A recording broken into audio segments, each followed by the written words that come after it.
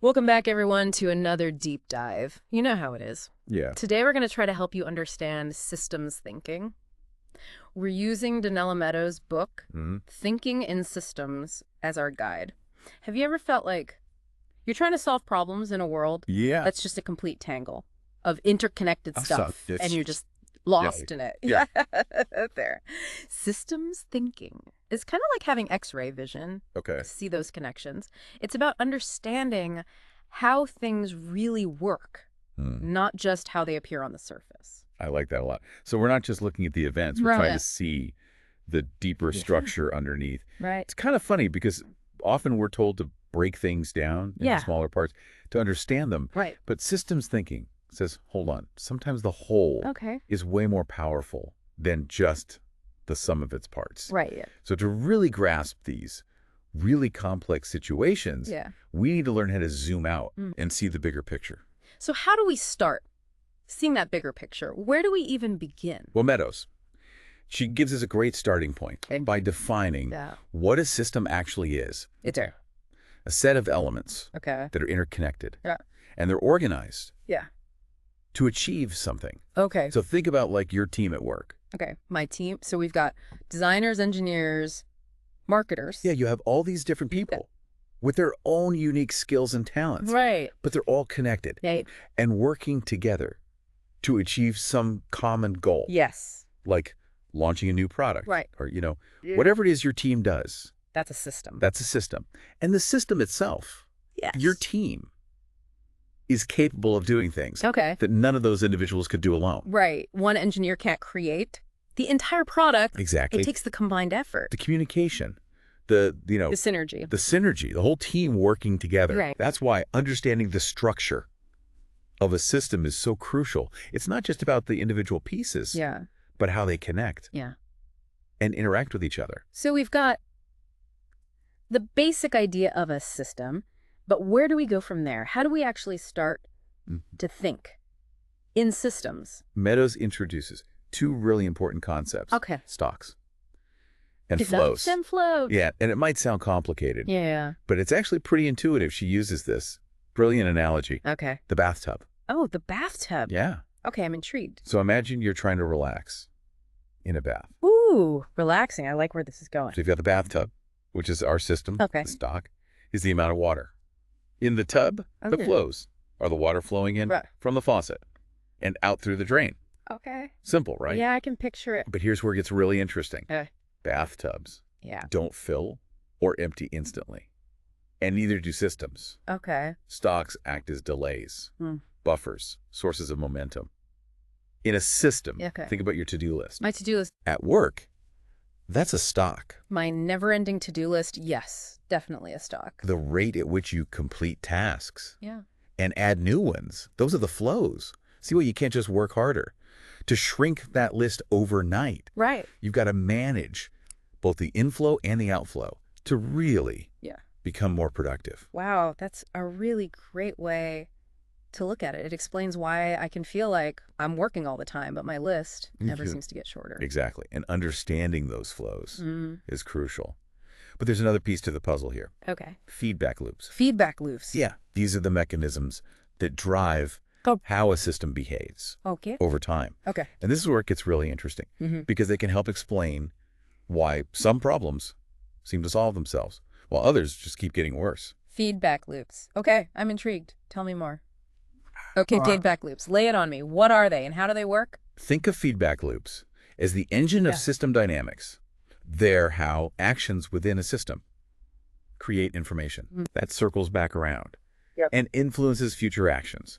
It's like a chain reaction. There are two main types, balancing and reinforcing loops. Balancing, reinforcing. Okay, those sound intriguing. Let's start with balancing loops. They're the ones that bring stability, like a thermostat, keeping your house at a comfy temperature. If it gets too cold, the thermostat kicks the heater on. Too hot, it shuts it off. It's constantly working to maintain that stable state. So it's all about maintaining equilibrium. Exactly. Makes sense. Now think about your blood sugar levels. Your body uses a balancing feedback loop to keep them in check. When your blood sugar rises, your pancreas releases insulin to bring it back down. It's a natural regulatory system. Wow, that's fascinating. So balancing loops are like the steady, reliable forces in a system. Precisely. But then we have reinforcing loops, and things get a little wilder. Okay. Reinforcing loops create exponential growth, or collapse.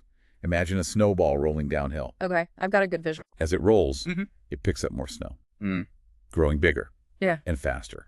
Right. A real-world example of this is the spread of viral content online. Okay. One person shares a video. Yeah. Then a few more people share it, and suddenly it's exploding. Across social media, each share reinforces the next, leading to that rapid growth. So reinforcing loops can be powerful. But they can also spiral out of control. Absolutely. Right. They can lead to both. Amazing breakthroughs and disastrous consequences. Okay. Think about population growth. More people lead to more births, which leads to even more people. It's a reinforcing loop. But if it's not balanced by other factors, it can lead to overpopulation and strain on resources. Okay, so we've got these two types of feedback loops. And I'm guessing most systems don't just have one or the other. Probably a mix of both. It's a mix. And that's what makes systems so complex and sometimes unpredictable. Correct. These feedback loops are constantly interacting and influencing each other. Understanding them can help us make sense of those. Why is this happening? This is all starting to click for me. So are there common patterns in how these loops play out in real-world systems? That's a great question. And the answer is yes. Meadows identifies these common patterns called system archetypes. System archetypes. Yeah. Think of them like blueprints for common system behaviors. Okay. They help us recognize recurring patterns and anticipate potential problems. Blueprints for systems. This sounds like exactly the kind of insight I need. Tell me more about these system archetypes. Let's start with one that you might relate to from your work. Okay. Fixes that fail. Fixes that fail. Yes. It's when we try to solve a problem with a quick fix, but it ends up making things worse in the long run. Okay. Imagine you're facing a deadline crunch and you decide to pull an all-nighter. Oof, been there. Not my proudest moments. Right. In the short term, it might seem like the solution, you get the work done. Right. But in the long run, you're exhausted, your focus is shot, and you're more prone to making mistakes. It's a temporary fix that creates a bigger problem. Right. It's like putting a Band-Aid on a much deeper wound. Exactly. Another common archetype is the tragedy of the commons. Tragedy of the commons. This happens when individuals act in their own self-interest, even if it ultimately harms the shared resource. They all depend on. A classic example is overfishing. Okay. Each fisherman is incentivized to catch as many fish as possible. But if they all do that, it depletes the fish population. Right. And everyone loses. It's like everyone grabbing as much as they can from a shared potluck dish without considering if there will be enough left for others. Perfect analogy. And here's another one you might find in your work. Okay. Shifting the burden to the intervener. Shifting the burden to the intervener. Yes.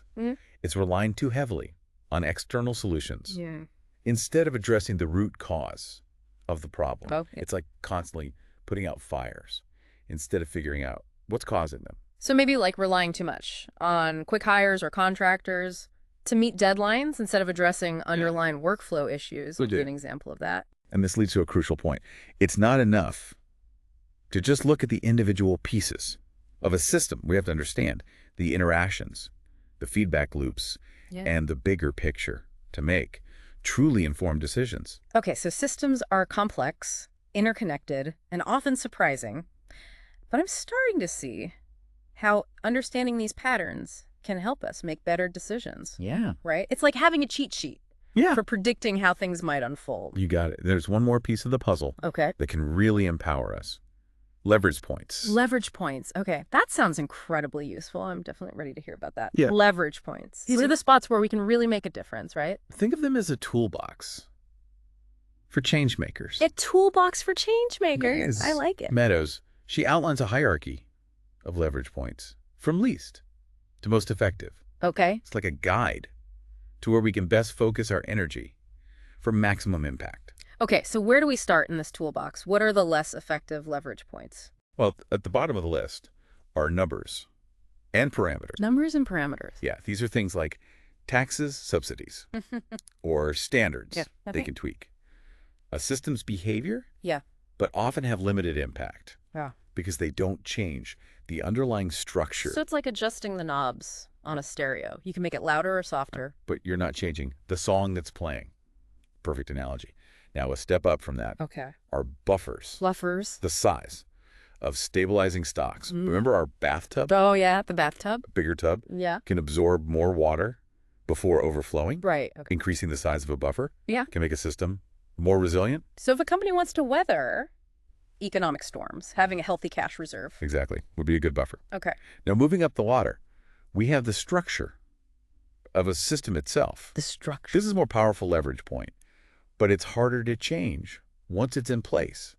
It's about designing systems to support the behaviors that we want to see. So that's more like redesigning the bathtub itself to have better drainage. You got it. Not just adding more water. Okay. Think about your company's onboarding process for new hires. Okay. If it's disorganized and confusing, tweaking the number of training hours might not be enough. Right. You might need to restructure the entire process. Yeah, that makes a lot of sense. So what comes next? Well, then there are delays. Delays. The time lags Hmm. in those feedback loops we talked about. Yeah. Reducing delays can really improve stability. Okay.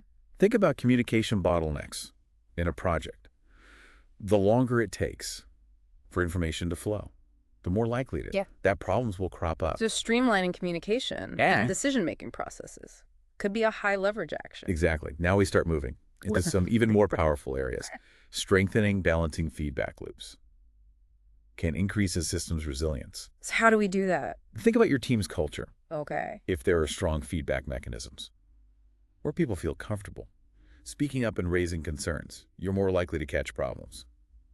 Early on. All right. So a culture of open communication is like a balancing feedback loop. It is for the team. Okay. That's a great way to look at it. And this leads us to information flows. Information flows. Who has access Yeah. to what information? Making sure the right people have the right information at the right time can be incredibly powerful. So transparency and access to information are high leverage points. You nailed it. It's not just about the data itself. It's about who can see it and use it. So we have rules, the laws. Yeah. Incentives, constraints that shape behavior. Changing the rules can fundamentally change how a system operates. So changing the incentive structure for your sales team could be a high leverage action. Exactly. To boost performance. Okay. Now we're getting to the really potent stuff. Reinforcing feedback loops. Remember Those snowball effects. Yeah. Finding ways to control their gains is essential. Okay. You might have a fantastic product, but without a good marketing strategy to create that snowball effect, it might never take off. So managing those reinforcing loops is like making sure the snowball's rolling. Exactly. Yeah. In the right direction. Yeah. Then there's self-organization. It's organization. The power of systems to adapt and evolve.